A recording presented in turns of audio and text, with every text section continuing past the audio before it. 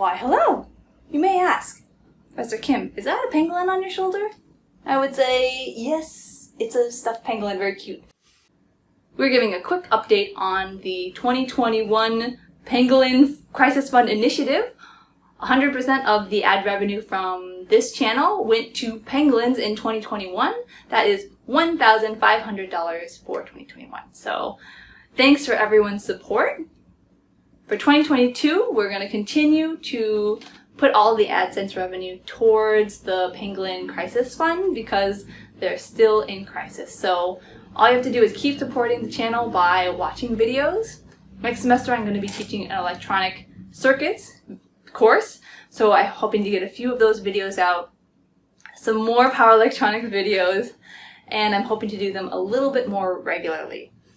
Also, if we can get some research videos out, we will as well. So look forward to that and keep watching and supporting pangolins and our environment.